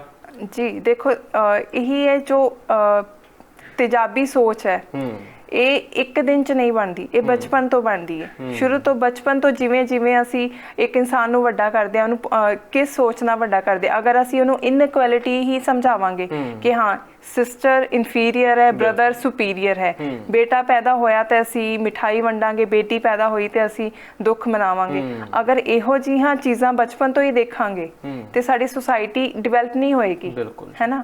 ਉਹਦੇ ਵਿੱਚ ਇੱਕ ਅੱਛਾ ਆਦਮੀ ਨਹੀਂ ਡਿਵੈਲਪ ਹੋਏਗਾ, ਉਹਦੇ ਵਿੱਚ ਇੱਕ ਕ੍ਰਿਮੀਨਲ ਹੀ ਬਣੇਗਾ ਉਹ, ਕਿਉਂਕਿ ਹਮੇਸ਼ਾ ਇਹ ਸੋਚੇਗਾ I am superior than the woman, ਔਰ ਮੈਂ ਵੂਮਨ ਤੋਂ ਕੁਝ ਵੀ ਕਰਵਾ ਸਕਦਾ ਹਾਂ, ਔਰ ਅਗਰ ਵੂਮਨ ਮੈਨੂੰ ਨਾ ਕਹੇਗੀ ਤਾਂ ਮੇਰੀ ਈਗੋ ਹਰਟ ਹੁੰਦੀ ਹੈ, ਤਾਂ ਮੈਂ ਉਹ ਚੀਜ਼ ਬਰਦਾਸ਼ਤ ਨਹੀਂ ਕਰ ਪਾਵਾਂਗਾ। ਤੇ ਇਸ ਲਈ ਸਾਨੂੰ ਜ਼ਰੂਰਤ ਹੈ, ਸਾਨੂੰ ਬਚਪਨ ਤੋਂ ਹੀ ਬੱਚੇ ਨੂੰ ਇਕੁਅਲ ਉਹਨਾਂ ਨੂੰ ਬਿਹੇਵ ਕਰੀਏ, ਔਰ ਕਦੀ ਵੀ ਕਿਸੇ ਨੂੰ ਇਨਫੀਰੀਅਰ ਜਾਂ ਸੁਪੀਰੀਅਰ ਨਾ ਫੀਲ ਕਰਵਾਈਏ। ਯਾਨੀ ਕਿ ਸਭ ਤੋਂ ਵੱਡਾ ਜਿਹੜਾ ਆ ਪਰਿਵਾਰ ਦਾ ਸਹਿਯੋਗ, ਸਭ ਤੋਂ ਤੁਸੀਂ ਅਹਿਮ ਮੰਨਦੇ ਹੋ ਇਸ ਨੂੰ, ਕਿ ਜੋ ਬਚਪਨ ਤੋਂ ਸਾਡੀ ਸੁਸਾਇਟੀ, ਸੁਸਾਇਟੀ ਜਿਹਦੇ ਵਿੱਚ ਪਰਿਵਾਰ, ਟੀਚਰਸ ਔਰ ਸਾਡੀ ਗਵਰਨਮੈਂਟ ਵੀ ਬਿਲਕੁਲ ਇਨਕਲੂਡ ਹੁੰਦੀ ਹੈ। ਬਿਲਕੁਲ। ਹੋਰ ਜਿਹੜੇ ਨੇ, ਹੁਣ ਜਿਵੇਂ ਆਪਾਂ ਗੱਲ ਕੀਤੀ ਸੀ ਕਿ ਕਿੰਨੇ ਕੁ ਜਿਹੜੇ ਇਸ ਮੌਤ ਦੇ ਮੂੰਹ 'ਚ ਚਲੇ ਗਈਆਂ ਲੜਕੀਆਂ, ਤੇ ਕਿੰਨੀਆਂ ਕੁ ਇਸ ਤੋਂ ਜ਼ਿੰਦਗੀ ਦੀ ਜਿਹੜੀਆਂ ਜੰਗ ਲੜਦੇ ਲੜਦੇ ਹਾਰ ਗਈਆਂ, ਤੇ ਕਿੰਨੀਆਂ ਕੁ ਜਿਹੜੀਆਂ ਜ਼ਿੰਦਗੀ ਦੀਆਂ ਜੰਗਾਂ ਜਿਹੜੀ ਜਿੱਤ ਗਈਆਂ, ਜਿਹੜੀ ਇਸ ਦੇ ਵਿੱਚ ਅਟੈਕ ਦੇ ਵਿੱਚ। ਉਹਨਾਂ ਤੋਂ ਇਲਾਵਾ ਕੁਝ ਇਹ ਵੀ ਹੁੰਦਾ ਕਿ ਕਈ ਵਾਰੀ ਤਾਂ ਸਰੀਰ ਜਿਹੜਾ ਹੁੰਦਾ ਉਸੇ ਟਾਈਮ ਸਾਰਾ ਸੜ ਜਾਂਦਾ, ਕਈ ਵਾਰੀ ਕੁਝ ਹਲਕੇ ਜਿਹੜਾ ਆ ਬਚਾਅ ਰਹਿ ਜਾਂਦਾ ਆ। ਅਜਿਹੀ ਵੀ ਕੋਈ ਤੁਹਾਡੇ ਕਿਤਾਬ ਦੇ ਵਿੱਚ ਤੁਸੀਂ ਲਿਖੀ ਆ ਕਿ ਥੋੜਾ ਬਹੁਤਾ ਹੋਇਆ ਹੋਵੇ ਤੇ ਉਸ ਤੋਂ ਬਾਅਦ ਉਹ ਥੋੜੇ ਬਹੁਤੇ ਨੂੰ ਹੀ ਬਹੁਤ ਜ਼ਿਆਦਾ ਸਮਝਣ ਲੱਗੇ ਹੋਣ, ਤੇ ਜਾਂ ਫਿਰ ਉਸ ਤੋਂ ਬਾਅਦ ਉਹਨੂੰ ਹੌਸਲਾ ਮਿਲਿਆ ਹੋਵੇ ਜਾਂ ਨੈਗੇਟਿਵਿਟੀ ਹੋਈ ਹੋਵੇ, ਅਜਿਹੀ ਕੋਈ ਘਟਨਾ? ਜੀ ਯੂਪੀ ਦੇ ਵਿੱਚ ਇਹੋ ਜਿਹੇ ਬਹੁਤ ਕੇਸਿਸ ਸੀਗੇ। ਇੱਕ ਬੱਚੀ ਸੀਗੀ ਜਿਹੜੀ ਕਿ ਹਾਰਡਲੀ 5 ਸਾਲ ਦੀ ਸੀ, ਉਹਦੇ ਪਰਿਵਾਰ ਦੇ ਕਿਸੇ ਮੈਂਬਰ ਨੇ ਉਹਦੇ ਤੇ ਐਸਿਡ ਸੁੱਟ ਦਿੱਤਾ ਸੀਗਾ ਔਰ ਬੱਚੀ ਨੂੰ ਘਰ ਤੋਂ ਬਾਹਰ ਹੀ ਨਹੀਂ ਕੱਢਿਆ ਜਾਂਦਾ ਸੀ ਕਿਉਂਕਿ ਉਹ ਬੱਚੀ ਦਾ ਇੱਕ ਪਾਸਾ ਪੂਰਾ ਜਲ ਗਿਆ ਸੀਗਾ। ਪਹਿਲਾਂ ਤਾਂ ਉਹ ਬਹੁਤ ਨੈਗੇਟਿਵ ਸੀਗੀ, ਫਿਰ ਜਿਵੇਂ ਉਹ ਹੋਰ ਸਰਵਾਈਵਰਸ ਨੂੰ ਮਿਲੀ, ਅਸੀਂ ਆਪਣੇ ਲక్ష్ਮੀ ਔਰ ਹੋਰ ਅਸੀਂ ਕਾਉਂਸਲਰਸ ਨੂੰ ਨਾਲ ਲੈ ਕੇ ਜਾਂਦੇ ਨੇ, ਹੌਲੀ ਹੌਲੀ ਉਹ ਡਿਵੈਲਪ ਹੋਈ। ਉਹਦੀ ਥੋੜੇ ਪਰਿਵਾਰ ਨੂੰ ਵੀ ਕਾਉਂਸਲਿੰਗ ਦੇ ਕੇ, ਉਸ ਬੱਚੀ ਨੂੰ ਵੀ ਕਾਉਂਸਲਿੰਗ ਦੇ ਕੇ ਉਹਨੂੰ ਸਕੂਲ ਦੇ ਵਿੱਚ ਐਡਮਿਸ਼ਨ ਦਿਵਾਈ ਗਈ। ਪਹਿਲਾਂ ਤਾਂ ਉਸ ਬੱਚੀ ਲਈ ਸਕੂਲ ਜਾਣਾ ਬਹੁਤ ਮੁਸ਼ਕਿਲ ਸੀਗਾ ਕਿਉਂਕਿ ਉਹਨੂੰ ਲੱਗਦਾ ਸੀ ਮੈਂ ਇਹਨਾਂ ਤੋਂ ਅਲੱਗ ਹਾਂ ਔਰ ਬਾਕੀ ਬੱਚੇ ਵੀ ਉਹਦੇ ਨਾਲ ਅਲੱਗ ਬਿਹੇਵ ਕਰਦੇ ਸੀ। ਫਿਰ ਟੀਚਰਸ ਦੀ ਵੀ ਕਾਉਂਸਲਿੰਗ ਕਰਨੀ ਪਈ ਔਰ ਉਹਨੇ ਨਾਲ ਦੇ ਸਟੂਡੈਂਟਸ ਦੀ ਵੀ ਕਾਉਂਸਲਿੰਗ ਕਰਨੀ ਪਈ। ਫਿਰ ਹੌਲੀ ਹੌਲੀ ਉਹ ਟਰੈਕ ਤੇ ਆ ਕੇ ਪੜ੍ਹਾਈ ਵੱਲ ਉਹਦਾ ਧਿਆਨ ਲੱਗਿਆ ਔਰ ਹੁਣ ਉਹ ਕਾਫੀ ਇੰਪਰੂਵ ਹੋ ਰਹੀ ਹੈ। ਡਾਕਟਰ ਸਾਹਿਬ, ਆਖਰੀ ਸਵਾਲ ਆ ਮੇਰਾ ਕਿ ਜਿਵੇਂ ਔਰਤਾਂ ਦੇ ਉੱਤੇ ਤੇਜ਼ਾਬੀ ਹਮਲੇ ਹੁੰਦੇ ਨੇ, ਕਿ ਮਰਦਾਂ ਦੇ ਉੱਤੇ ਵੀ ਕੋਈ ਅਜਿਹੀ ਘਟਨਾ ਸਾਹਮਣੇ ਆਈ ਆ? ਜੀ ਬਿਲਕੁਲ। 70% ਐਸਿਡ ਅਟੈਕ ਅਗਰ ਫੀਮੇਲ ਤੇ ਹੋ ਰਹੇ ਨੇ ਨਾ, ਤਾਂ 30% ਦੇ ਵਿੱਚ ਟਰਾਂਸਜੈਂਡਰ ਔਰ ਮੈਨ ਵੀ ਆ ਰਹੇ ਨੇ। ਉਹਨਾਂ ਦੇ ਹੋਣ ਦੇ ਕੀ ਕਾਰਨ ਮੰਨਦੇ ਹੋ? ਜ਼ਿਆਦਾਤਰ ਲੈਂਡ ਡਿਸਪਿਊਟ ਨੇ। ਅਗਰ ਅਸੀਂ ਗੱਲ ਕਰੀਏ ਉਹਦੇ ਵਿੱਚ ਮੈਂ 30% ਚੋਂ 25% ਲੈਂਡ ਡਿਸਪਿਊਟ ਕਹੂੰਗੀ ਔਰ 5% ਜੈਲਸ, ਕਿ ਕਿਸੇ ਕਾਰਨ ਕਰਕੇ ਜੌਬ ਦੇ ਵਿੱਚ ਜੈਲਸ, ਜਾਂ ਅੱਜ ਕੱਲ ਕੁਛ ਕੇਸਾਂ ਵਿੱਚ ਲੜਕੀਆਂ ਨੇ ਵੀ ਐਸਿਡ ਅਟੈਕ ਕੀਤੇ ਨੇ, ਉਹ ਵੀ ਪਰਪੈਚੁਏਟਰ ਰਹੀ ਹੈ। ਜੀ, ਜਾਂਦੇ ਜਾਂਦੇ ਦਰਸ਼ਕਾਂ ਨੂੰ ਸੰਦੇਸ਼ ਜਿਹੜੇ ਅਜਿਹੇ ਕੁਝ ਕਰਦੇ ਨੇ ਜਾਂ ਅਜਿਹੇ ਇਸ ਤੋਂ ਬਚਾਅ ਦੇ ਲਈ ਦਰਸ਼ਕਾਂ ਨੂੰ ਕੋਈ ਸੰਦੇਸ਼ ਦੇਣਾ ਚਾਹੁੰਦੇ? ਜੀ ਬਿਲਕੁਲ, ਮੈਂ ਇਹ ਕਹਿਣਾ ਚਾਹੂੰਗੀ ਕਿ ਸਾਡੀ ਸੁਸਾਇਟੀ ਨੂੰ ਆਪਣਾ ਮਾਈਂਡਸੈਟ ਚੇਂਜ ਕਰਨ ਦੀ ਜ਼ਰੂਰਤ ਹੈ। ਰੱਬ ਨੇ ਹਰ ਇੱਕ ਇਨਸਾਨ ਨੂੰ ਇਕੁਅਲ ਬਣਾਇਆ ਹੈ, ਚਾਹੇ ਉਹ ਮਰਦ ਹੈ ਚਾਹੇ ਉਹ ਔਰਤ ਹੈ। ਸਾਨੂੰ ਹਰੇਕ ਦੀ ਰਿਸਪੈਕਟ ਕਰਨੀ ਚਾਹੀਦੀ ਹੈ ਔਰ ਕਦੇ ਵੀ ਇਹ ਨਹੀਂ ਸੋਚਣਾ ਚਾਹੀਦਾ ਕਿ ਸਾਹਮਣੇ ਵਾਲੇ ਨੇ ਮੈਨੂੰ ਨਾ ਕਰ ਦਿੱਤੀ ਤਾਂ ਮੇਰੀ ਈਗੋ ਹਰਟ ਹੋ ਗਈ। ਐਸਿਡ ਅਟੈਕ ਕਰਨ ਵਾਲਾ ਇਨਸਾਨ ਸਾਹਮਣੇ ਵਾਲੇ ਦੀ ਜ਼ਿੰਦਗੀ ਬਰਬਾਦ ਕਰ ਦਿੰਦਾ ਹੈ। ਉਹ ਇਹ ਨਹੀਂ ਸੋਚਦਾ ਕਿ ਹਾਂ ਮੈਂ ਇੱਕ ਇਨਸਾਨ ਦੀ ਜ਼ਿੰਦਗੀ ਨਹੀਂ, ਇੱਕ ਪੂਰੇ ਪਰਿਵਾਰ ਦੀ ਔਰ ਆਪਣੀ ਸੁਸਾਇਟੀ ਨੂੰ ਖਰਾਬ ਕਰ ਰਿਹਾ ਹੈ। ਹੋ ਸਕਦਾ ਹੈ ਉਹੀ ਚੀਜ਼ਾਂ ਪਲਟ ਕੇ ਕੱਲ੍ਹ ਨੂੰ ਮੇਰੇ ਪਰਿਵਾਰ ਤੇ ਵੀ ਆ ਜਾਣ। ਇਸ ਲਈ ਸ਼ੁਰੂ ਤੋਂ ਆਪਣੀ ਮਾਈਂਡਸੈਟ ਚੇਂਜ ਕਰਕੇ ਸਾਡੀ ਸੁਸਾਇਟੀ ਨੂੰ ਇੰਪਰੂਵ ਕਰਨਾ ਚਾਹੀਦਾ ਹੈ ਔਰ ਇੱਕ ਹੈਲਦੀ ਸੁਸਾਇਟੀ ਬਣਾ ਕੇ ਤੇਜ਼ਾਬੀ ਸੋਚ ਨੂੰ ਖਤਮ ਕਰਨਾ ਚਾਹੀਦਾ। ਜੀ ਡਾਕਟਰ ਸਾਹਿਬ, ਪ੍ਰੋਗਰਾਮ 'ਚ ਤੁਸੀਂ ਆਪਣਾ ਕੀਮਤੀ ਸਮਾਂ ਦਿੱਤਾ, ਤੁਹਾਡਾ ਬਹੁਤ ਬਹੁਤ ਧੰਨਵਾਦ ਜੀ। Thank you. ਸੋ ਇਹ ਸੀ ਡਾਕਟਰ ਨਵਪ੍ਰੀਤ ਕੌਰ, ਜਿਨ੍ਹਾਂ ਦੇ ਵੱਲੋਂ ਇੱਕ ਕਿਤਾਬ ਦੇ ਵਿੱਚ, ਇਹ ਕਿਤਾਬ ਹੈ, ਇਸ ਕਿਤਾਬ ਦੇ ਵਿੱਚ ਉਹ ਦਰਦ, ਉਹ ਜਿਹੜੇ ਅਸੀਂ ਸ਼ਬਦਾਂ ਦੇ ਵਿੱਚ ਨਹੀਂ ਕਰ ਸਕਦੇ, ਉਹ ਦਰਦ ਨੂੰ ਬਿਆਨ ਕੀਤਾ ਜਿਹੜੇ ਤੇਜ਼ਾਬੀ ਹਮਲੇ ਦੀਆਂ ਸ਼ਿਕਾਰ ਹੁੰਦੀਆਂ ਨੇ ਲੜਕੀਆਂ। ਤੇ ਇਹਨਾਂ ਨੇ ਸਾਰੀਆਂ ਗੱਲਾਂ ਜਿਹੜੀਆਂ ਨੇ ਬਾਖੂਬੀ ਦੇ ਨਾਲ ਇੱਥੇ ਦੱਸੀਆਂ, ਉਹਨਾਂ ਪੀੜਤਾਂ ਨੂੰ ਮਿਲੀਆਂ ਨੇ, ਸਮਾਜ ਦੇ ਵਿੱਚ ਕਿਸ ਤਰ੍ਹਾਂ ਦੇ ਲੋਕ, ਕਿਸ ਤਰ੍ਹਾਂ ਜਿਹੜਾ ਨਵਾਂ ਸਮਾਜ ਸਿਰਜਣ ਦੀ ਲੋੜ ਆ। ਉਹਨਾਂ ਨੇ ਦਰਸ਼ਕਾਂ ਨੂੰ ਵੀ ਇਹ ਅਪੀਲ ਕੀਤੀ ਆ ਕਿ ਅਸੀਂ ਨਵਾਂ ਸਮਾਜ ਉਦੋਂ ਸਿਰਜ ਸਕਦੇ ਹਾਂ ਜਦੋਂ ਤੁਸੀਂ ਆਪਣੀ ਸੋਚ ਨੂੰ ਸਹੀ ਰੱਖੋਗੇ। ਸੋ ਅਗਲੇ ਪ੍ਰੋਗਰਾਮ ਦੇ ਵਿੱਚ ਮਿਲਦੇ ਹਾਂ। ਮੈਨੂੰ ਦਿਓ ਇਜਾਜ਼ਤ। ਧੰਨਵਾਦ।